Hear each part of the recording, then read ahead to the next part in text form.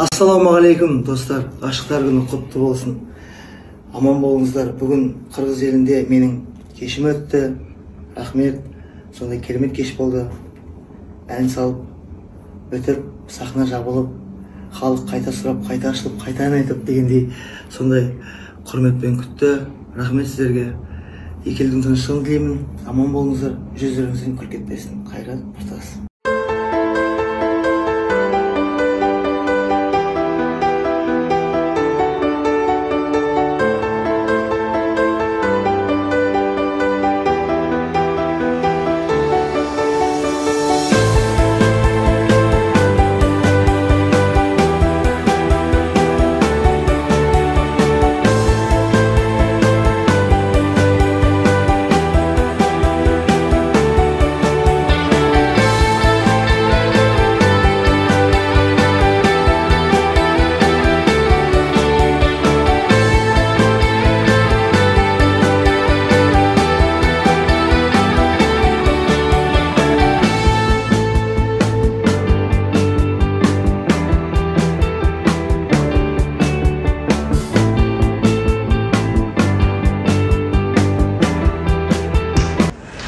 Бүгін бізде Қырғыз елінде филармонияда әдемі кеш өтпек.